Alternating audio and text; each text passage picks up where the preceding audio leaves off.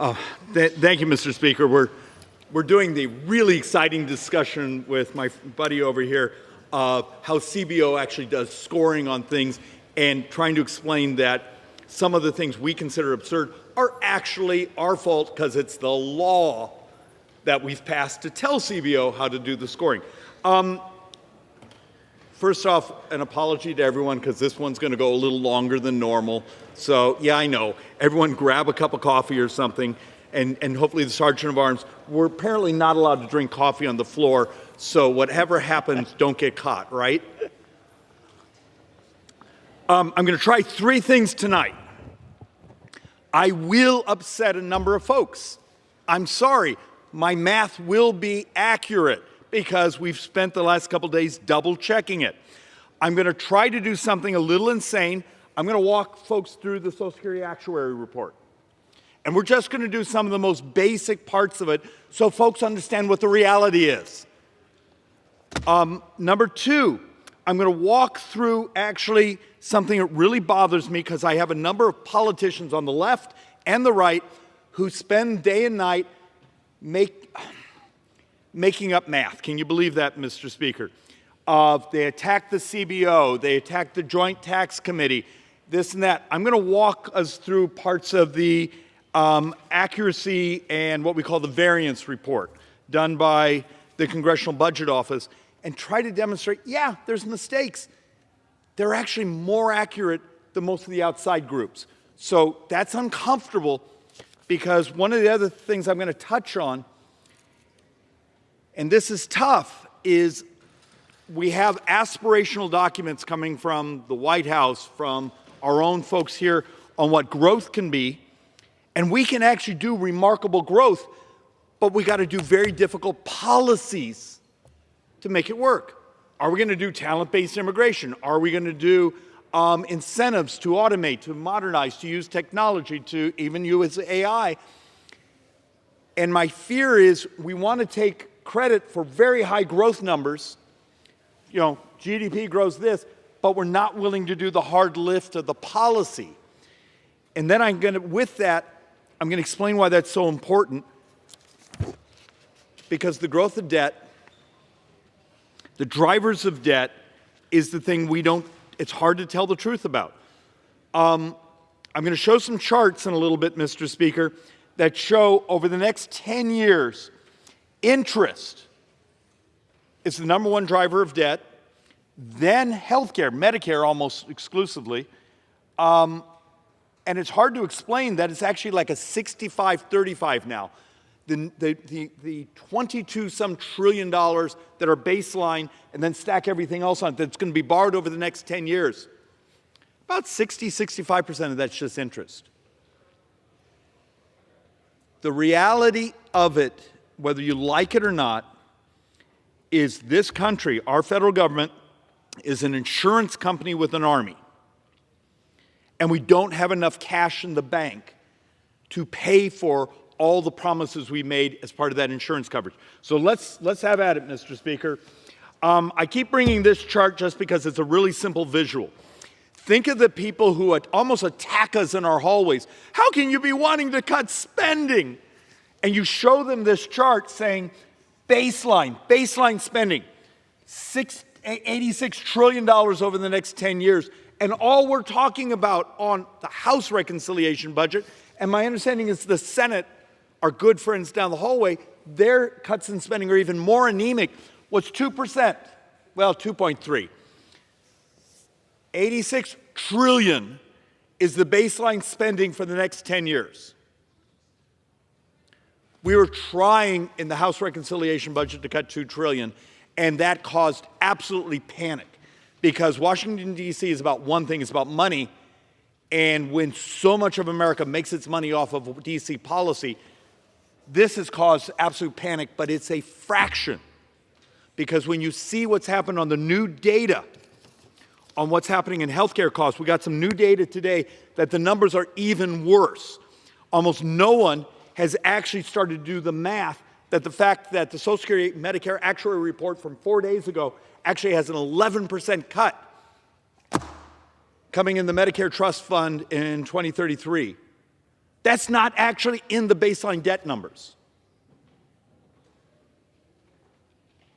Are we just going to pretend that we didn't get older as a society? So let's actually walk through. Mr. Speaker, I've done this chart for a decade. About 74% of all spending is on autopilot. It's what we call mandatory. It's interest, it's Social Security, it's Medicare, it's Medicaid, it's other promises that are built into the formula. Members of Congress almost never, ever, ever, ever get the chance to vote on any of this red. The only time it will ever really come up is if we have a reconciliation budget. All the blue, defense and non-defense, is 25, 26% of our spending. Every dime of it is borrowed. Please, anyone who cares, get this in your head.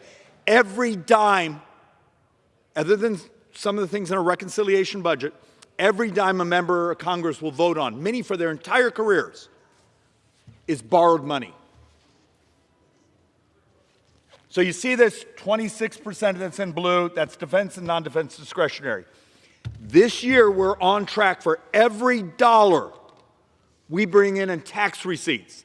That's corporate taxes, that's individual taxes, that's everything. We're going to spend $1 in, $1.39.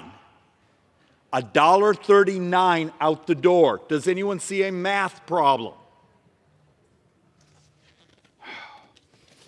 So, a month ago, Moody's actually downgraded U.S. debt. So now the three big rating agencies have lowered our credit. We actually have 18 states in America that have a higher credit rating than the federal government. But if anyone bothered, and you sort of had to get it through your Bloomberg terminal or pay a subscription, we're blessed to have a terminal, and actually read, it was actually really well done. There was lots of details. Yes, they got attacked by people who want to keep spending money, saying, stop, you can't downgrade U.S. sovereign debt. Well, the other two rating agencies had done it years earlier. The punchline in there, in less than 9 years, and this was assuming interest rates stayed stable, in 2034, 30% of all tax receipts just covered interest. If interest rates went up 1%, Mr. Speaker, 1% in 2034, 45% of all U.S. tax receipts pay interest. Are we paying attention? And yet,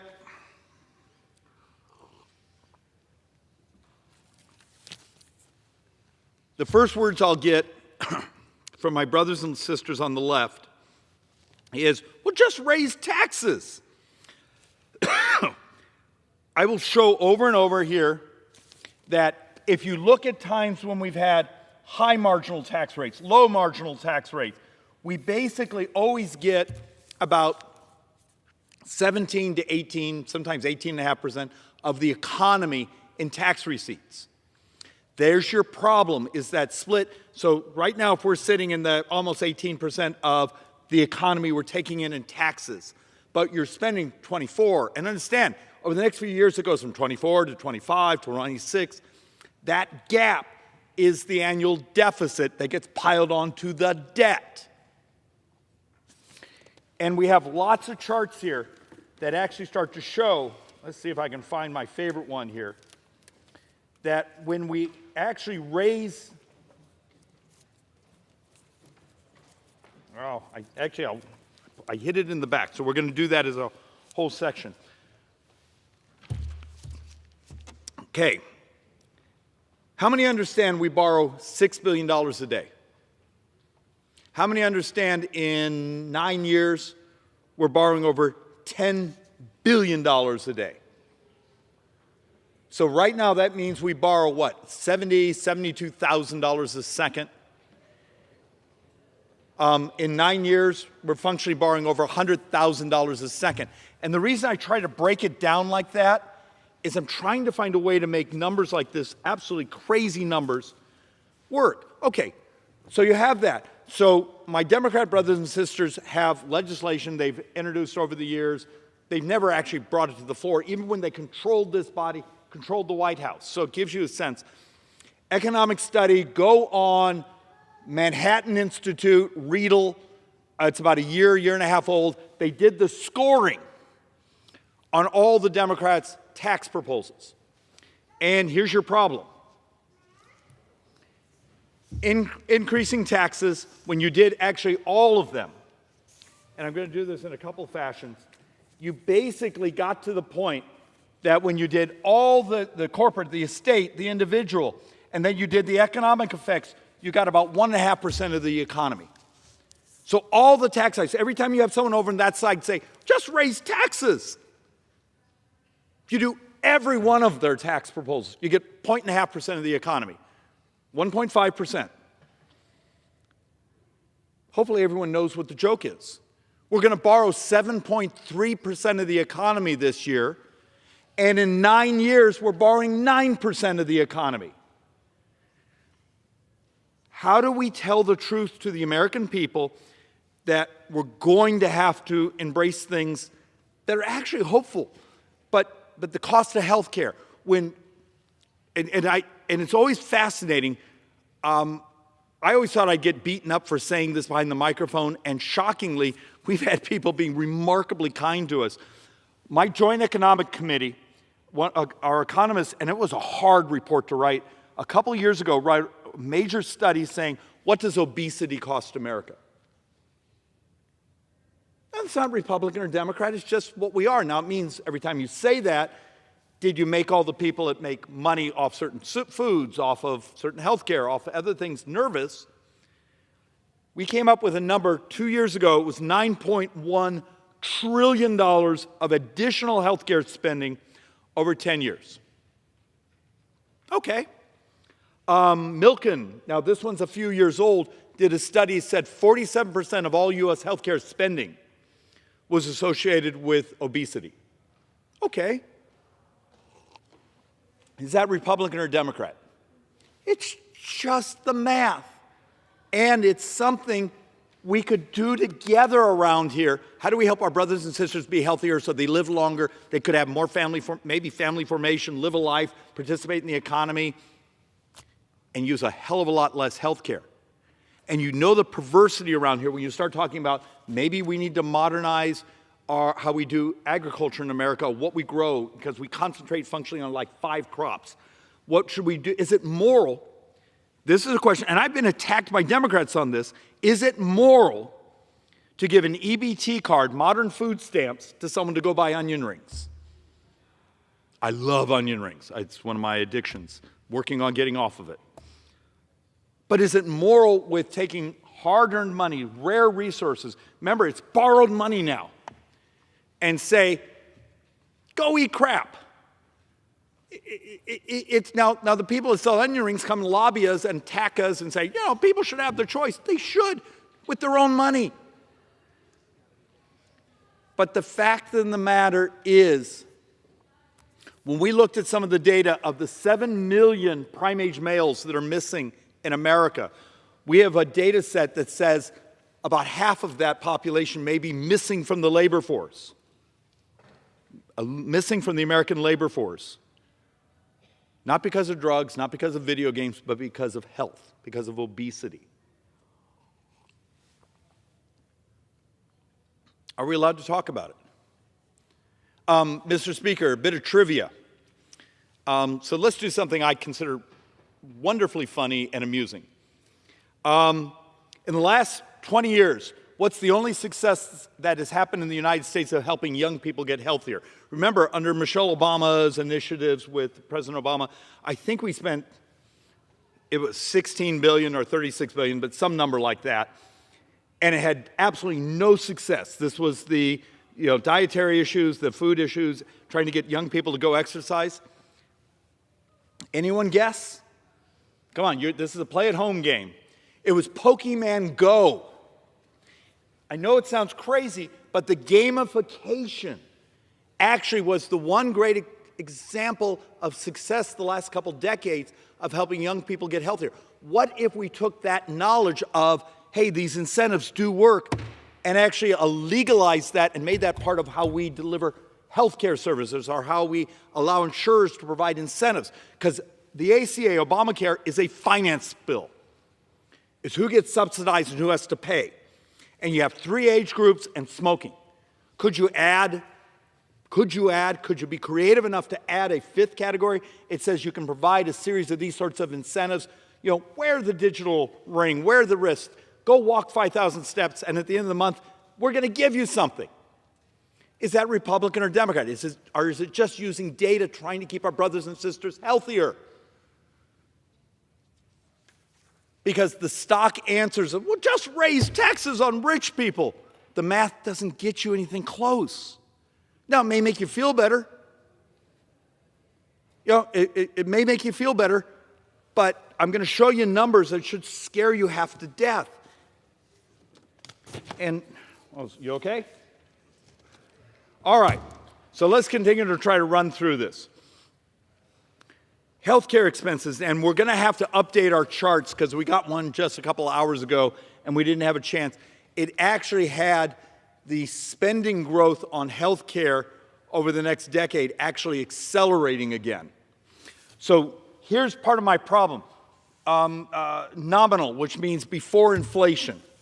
We actually have domestic productivity growing at 4.3% over the next decade.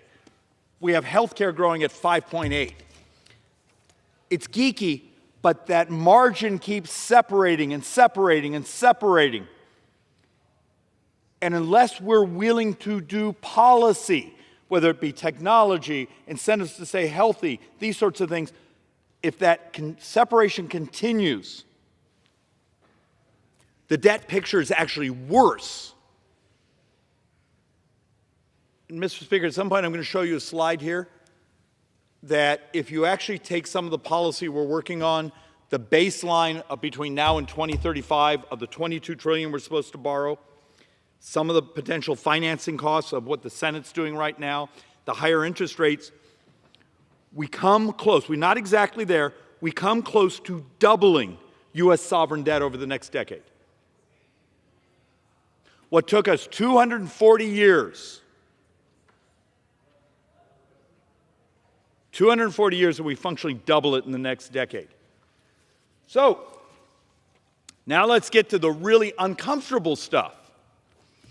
And I got to admit, I'm only about 2/3 through the Social Security Actuary Report. I have one on my desk, which is highlighters and little questions and things I have to get my economists to go back and help me understand, and some where I actually don't like some of the math I see. I'm gonna try something, and we're going to try to build a chart on this. This is a crazy math, but we see it in the report. You'll have lots of activists say, well, just open up immigration. That will take care of the Social Security shortfall. Remember, the report says in 2033, so what is that, 7, 8 years from now, there's a 23% cut coming in Social Security checks, meaning we will double, and this is we've had witnesses that did explain this to us, we will double senior poverty after 2033. Are we ready to do that? Is that moral? And yet, I will get folks who will say, well, if we just open up immigration, well, it turns out that's actually not the math. Because one of the real reasons they moved up the date of the exhaustion of the Social Security Trust Fund was actually flattening of wage growth. Turns out there's no free option here. So we have some charts and those things that show here's people who are undocumented in America. They're working under stolen Social Security numbers. They're giving into the system, but they're never going to get out. And then you look at the suppression of wage growth. I know this is geeky, but I need to sort of lay a marker on it. The suppression of wage growth. So when you bring in millions of people across the border that have similar skill sets, and they're often willing to sell their skill sets for even less money, Social Security Actuary Report's now modeling a flattening of wage growth. That's one of the things that's actually shortened the life of the Social Security Trust Fund by a year. So next time someone says, oh, we just open up the borders, that will take care of the Social Security Trust Fund. Turns out it doesn't work that way. You actually didn't get anything from it. You did a suppression of working people's wages, and this one takes us out about a decade. And I don't know why people don't think, they don't understand these most basic economic, I mean, we all went to our high school econ class, right? And so here's what's coming. You got the 23% cut coming in 2033. If you're watching this and you don't plan to be around in 2033, you don't have to care. But the one that's had almost no discussion about is the Medicare Trust Fund is gone in 2033. Meaning if it lives off of its income, its tax receipts from the FICA taxes, it's still 11% cut. So next time we get someone here saying, we need more money for our hospitals, we need more money for outpatient surgeries, we need more money for hospice care, point out to them in 7 years, there's an ugly, ugly cut coming. This 11% shortfall isn't even in our long-run CBO projections yet, because a year ago, give you an idea how these numbers eroded in 1 year. I think it was 2054 was last year's actuary report when the trust fund was gone. Okay, so how many people over the last week, because this has been out for almost a week now, have you seen come behind these microphones and say, maybe we should all work together, or actually do something that's mathematically honest, or actually just even tell our voters the truth that in 7 years you're getting a 23% cut in your Social Security check, and by the way, another 11% cut in your hospital coverage, and other things in the Medicare, because the Medicare Part A trust fund is gone. For those that don't understand, and that's most of us, in Medicare, the portion of your payroll tax that goes to Medicare, about 40% of it is covered by the trust fund. That's the hospital portion, as we typically refer to it. The rest of it actually comes out of the general fund. And one of the most difficult numbers I have in my data set here, because this is the one that I see people get upset about, what's the primary driver of U.S. debt? Interest? Healthcare. For every dollar you put into Medicare, you're getting $6 to $7 back. That delta is uncomfortable to talk about, but it turns out to be that and interest are the primary drivers. All right, and you start to actually look at some more, and I put this chart together just because I thought it was really interesting, because we finally actually have really good data that's been designed on what happened during the Biden administration, having the border open. And we got some direct effects of, hey, we got a little bit more tax receipts and potential effects over the time. But it turns out its deficit effects are more than 2 times. More than 2 times because of the consumption of services. It turns out when someone tells you, oh, this is going to grow the economy, it's not in the economic literature. It may be in your aspirational, it may be in your heart, how you feel. It's not in the economic literature. Tell the truth about the math.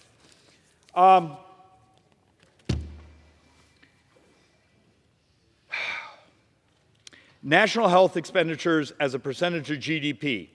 Remember how a couple moments ago I told you we're trying to figure out, we just got another report that the growth of healthcare spending we expect to pop almost 3% more than modeled. That's a lot of money. But here's the punchline. We estimate this year, right now, we're right here, we're spending about 18% of the entire economy on healthcare. In 9 years, it's over 20%.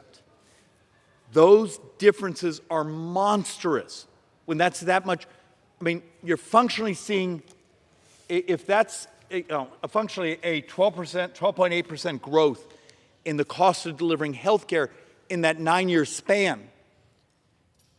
And this is going to tie into why I'm talking about some of our growth rate projections. How do you hit these folks that are running around saying, David, we're going to grow at 3, 4, 5% GDP growth. At the same time, interests and expenditures are chewing up everything around us. How does that math work? And then I'm going to show you some of the demographics. I'm going to probably say this twice just so it starts to bleed in. Today, we have the same number of 18-year-olds as we had 20 years ago. We have double the number of people 65 and up. So we functionally have this, we have the same number of 18-year-olds, and it's no one's fault. It's not Republican and Democrat. Starting in 1990, U.S. fertility rates rolled over. We have a shortage of young people in America. Tell me how I grow the economy if you're not going to let me do things like automation of ports, automated rail, AI, technology, allowing AI when it has the right data to be able to prescribe. And you people go, oh, I don't like that. Fine. Tell me how much poorer you're willing to live. It's economics. If I can't grow the economy and yet I'm being buried in debt service and increased costs of providing the services, tell me how I'm to pay for it.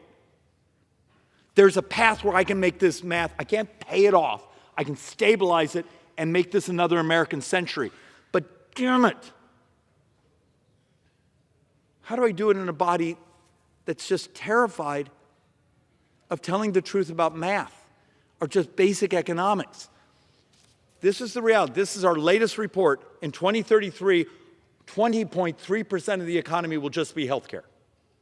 And considering government is functionally the primary payer, I think we're well over half of all healthcare spending coming out of the trust fund and the general fund. Anyone see a problem? Remember a moment ago I showed you that the Social Security Medicare actuary report said there's 11% in 2033 cut coming. Are we going to let that happen? Probably not. Are we going to reach into the general fund and pay for it? Probably. It's not in the debt projections yet. The scale of this is off the charts. And back to the math problem. And if I'm making someone unhappy, be mad at the math, not me. Be mad at all the people who've never told you the truth with a calculator. How do I save my future? Remember, my little boy turned 3 years old yesterday. I have a 9-year-old. Yes, they're adopted. It's a miracle. My wife's my age. Yes, we've screwed up my retirement, and it's the most fun I've ever had in my life. My child will be the first generation to live poorer than his mommy and daddy. Hey, great job, America. This is our morality. And people would say, no, it's going to be great. Great. Okay, I hope it's great. Tell me how I do it in the math. Walk me through the economics. Walk me through what we're going to do to maximize GDP growth, what we're going to do for change productivity. Well, we're going to just grow. Okay, tell me how. And that's our problem right now. We're using these wonderful aspirational words and we're not doing any of the policy. And the reality of it, Social Security and Medicare and net interest account for 80% of the spending growth. How many protesters, if you're a member of Congress, how many protesters did you have in your office this last couple days? You can't review, you can't go after waste and fraud in Medicaid.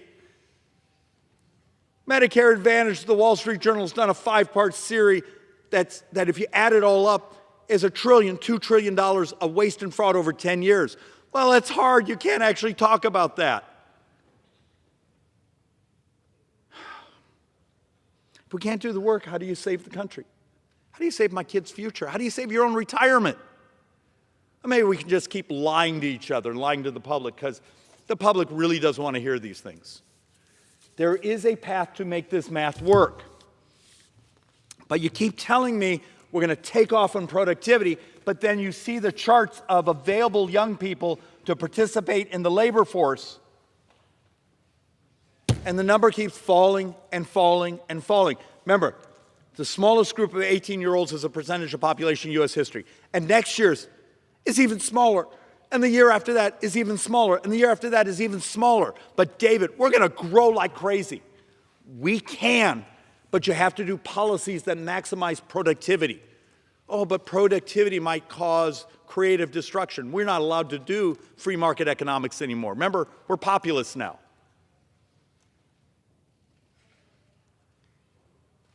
If you embrace that, you're going to drive this country.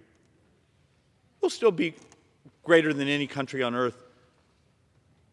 But we're going to give it so much. Wealth is, prosperity is moral. The growth is moral. And we're killing ourselves, but we're making promises that aren't in the data. They're not on the charts. So, you have an idiot like me that gets behind the microphone week after week after week. I'm not smart, but I'm good at math. And try to explain, saying there's ways to make it work. So 1 month ago, after almost a year's worth of work, I chaired the Joint Economic Committee. I'm number 4 in Ways and Means. I chair oversight. It's public now. The press broke the story. We've been doing investigations after the Wall Street Journal did that 5 major series on Medicare Advantage, the amount of fraud, the people being diagnosed with diseases they don't have, people being dumped on VA even though they had the Medicare Advantage insurance, people being dumped on hospice care. If you don't know about it, grab your computer, Google the Wall Street Journal MA. MedPAC report. I've come to this floor year after year with, I'm sometimes thinking, Mr. Speaker, I'm the only idiot here who reads the MedPAC report. Just grab the damn, now it's like this, but it's not a hard read. And in there it will say, hey, when we started Medicare Advantage in 2005, it was designed to come in at 95% of the cost of fee-for-service, but its model was, we're going to incentivize the folks that manage the care to make money by helping you be healthier. The incentive was we're going to help populations be healthier. MedPAC report from the beginning of this year, today it comes at 120% of fee-for-service. Just that delta from the 95 to 120% over 10 years is like $2 trillion. So think, we're knifing each other right now, trying to figure out how to finance as much of this reconciliation budget as we can. So I'm an idiot, as I've been told by my wife over and over, because I thought we cared. So we spent 6 months writing the modernization, the Medicare, the Better Medicare Act, Medicare Advantage, to make it so it incentivizes to help our brothers and sisters who are 65 and up who choose Medicare Advantage, which is 55% of the population, to get services so they're healthier. The Joint Economic Committee economists say over 10 years, it's $1.76 trillion of savings over 10 years. Preliminary score from our conversations with CBO, it's not in writing, but pure preliminary, 1.84 trillion, making it the largest savings bill in U.S. history. And it doesn't take away a single service. It fixes the misalignment in the system. Mr. Speaker, how many co-sponsors do I have? The bill has been introduced for 1 month. Remember, we're tough. We're going to help stop this borrowing. We're going to take on the debt. I have 0 co-sponsors. We have visited almost 100 members of Congress and their offices. Oh, David, this is uncomfortable. It has big words. Oh, David, it has the word Medicare. I beg of you, understand the scale of this debt. I have people now that won't even look me in the eye as I walk down the hallway because they're fearful I might ask them again and again and again, will you sponsor this? You tell me you care. Help us. Help us do the right thing. And yet, if I try to show what's going on, remember, our baseline is over the next 10 years, we expect to spend $14.67 trillion on Medicare Advantage, not Medicare, just the Medicare Advantage portion. All we're trying to do is save about 10% of that. And that's the alignment of incentives. Stop telling me how much you care. Stop telling me you're a budget hawk. I'm a budget hawk. I care about the budget, but God forbid, I'm not putting my name on something that actually does something because that's hard. I'm the guy in the 50-50 district. I'm in one of the most competitive districts in America, and yet I'm willing to stand up behind this microphone and tell the truth and actually put it on paper.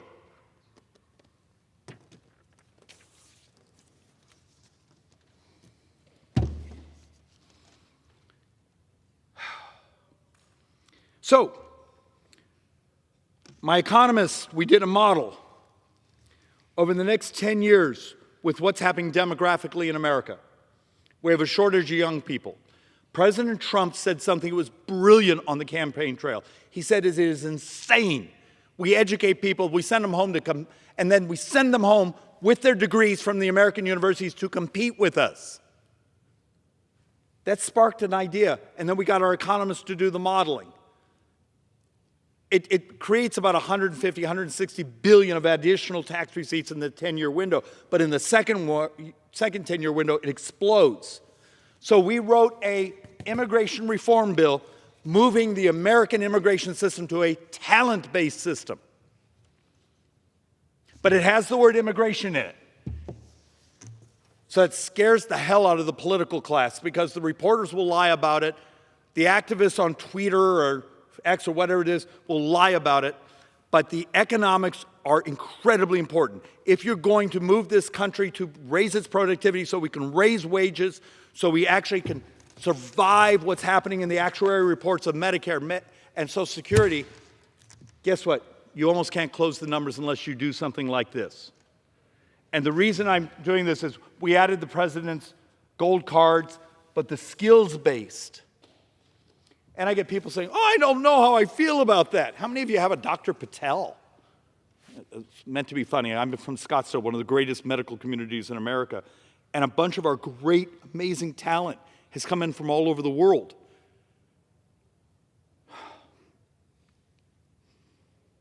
Stop bathing in folklore and start bathing in math.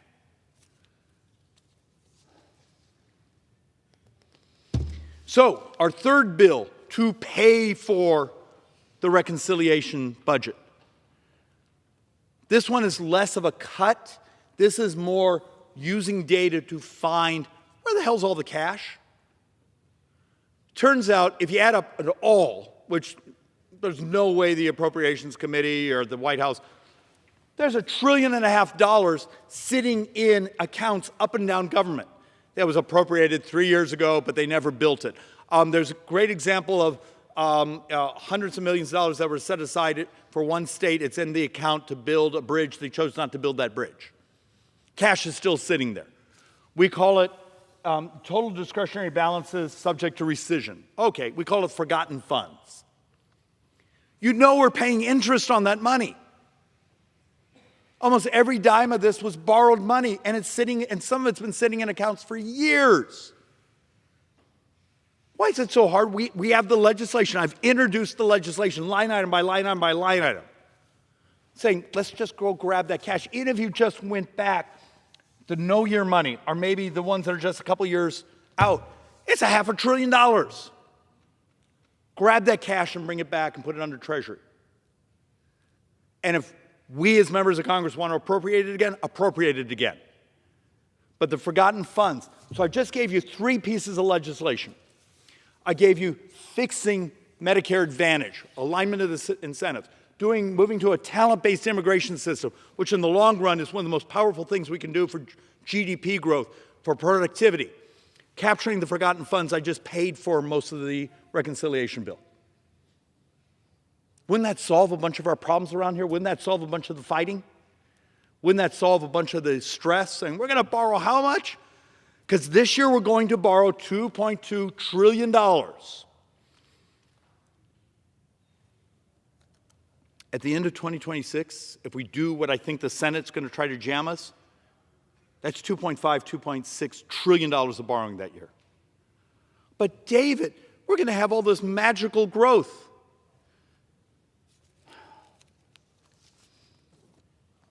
Look, I'm a single office. Now, I accept. I'm a senior member. I have staff. I have really smart economists.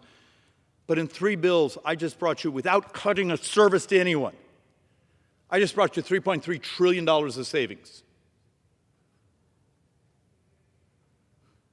And not a single co-sponsor in Congress.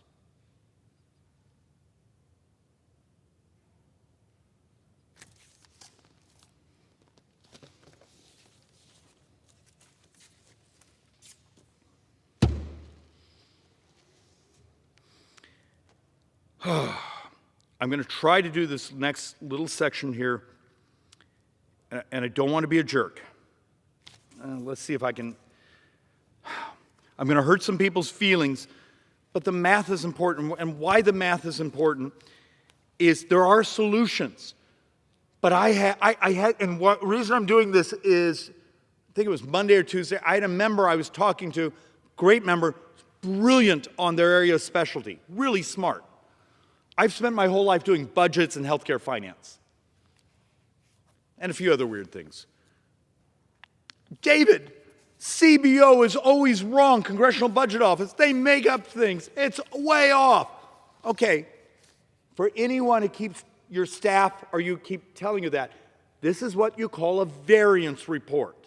CBO puts it out every year. I know every staffer and every member of Congress grabbed it in January and actually read the data.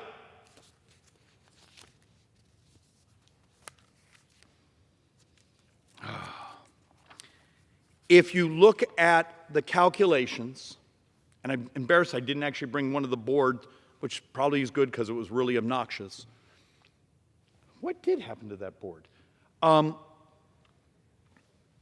CBO projected when we did the 2017 tax reform, 2018, 2019, just before the pandemic, they were like 99.5, 99% accurate. Don't tell anyone because it'll make it harder for us to lie around here. And you get members saying, but over the next 5 years, they weren't accurate at all. Does anyone remember there was this little thing called COVID? Does anyone remember what Congress and the world actually did? We dumped how much cash into the world market? So you're accurate to hear, and then all of a sudden we dump how much cash? Do you think there's a chance when you borrow trillions and trillions and trillions of dollars, pump it out in the economy, you don't have your tax collections go up? Oh, but David, they didn't project that. They didn't predict that. Oh, come on, people, stop it. Because even now, when we get back to baseline, after we get beyond COVID, they were still remarkably accurate. I found the chart. It was hidden back there. It's on a smaller board. The fact of the matter, what they projected, and then what actually happened, and this is actually 2018, not 16. So I found a printing error. 99.5% accuracy. Now you may not, and look, they're not always accurate. On what they projected for the clean energy, tax credits, and inflation reduction, they missed by miles because they didn't actually pay enough attention that they were uncapped. There's a number of things where they absolutely screwed up, but the fact of the matter, on tax collections, the numbers have been good. And we need a scorekeeper. What happens if My grandfather used to have this saying, it doesn't matter how you play the game, it's who keeps score. He thought that was hysterical.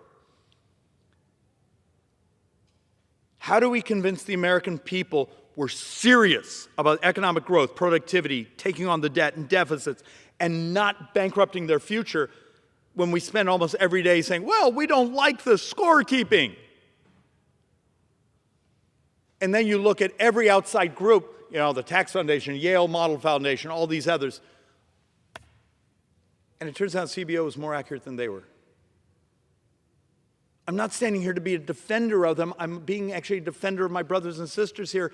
Please, I know it makes our lives easier when we can attack the scorekeeper. We can say, the scorekeeper didn't get it right, therefore pay no attention when they say we're trying to add $3-4 trillion of debt.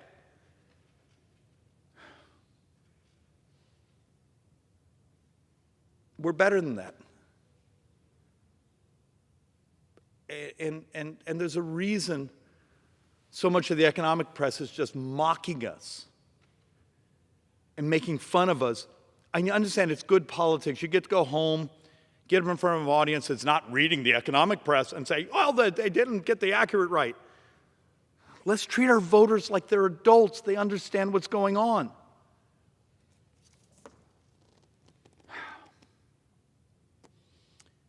Look, these are the scores from Yale Budget, from Penn Wharton, from Congressional Budget Office, Joint Tax, Tax Policy Center, American Enterprise Institution, Tax Foundation. And then here's what we're telling people. Is every other PhD economist wrong? Because it becomes an excuse not to do the things I was just complaining about when an idiot like me comes and says, I found you $3.3 trillion in savings. David, we don't have to do those hard pieces of legislation. We don't have to explain those bills to our constituents. We don't have to take on the lobbyists who are going to be all upset with us. We'll just tell people that it pays for itself. So everyone else is wrong because it makes our life as policymakers easier.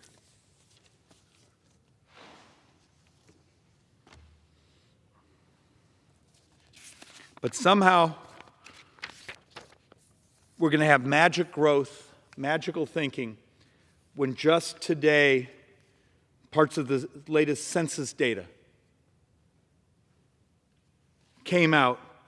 Population 65 and older rose by 3.1% in the last year.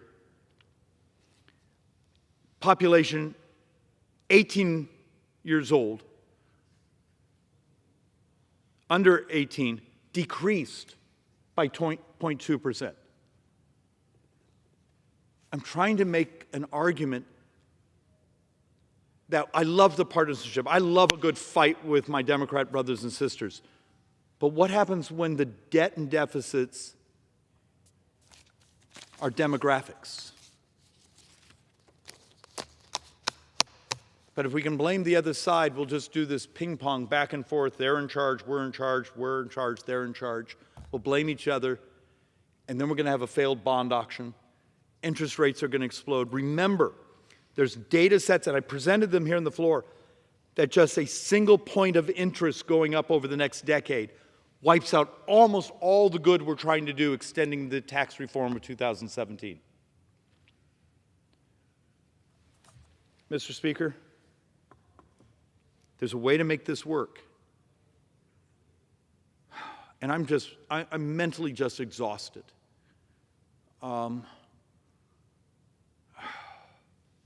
Maybe I need to consume more coffee. Maybe I need to stop caring so much because I'm really worried. There's a way to make this work. There's hope. But what happens when no one will hear a word you're saying because it requires doing hard stuff and pisses off some lobbyists or some group that's in our office that wants us to regulate their competition's business or give them something?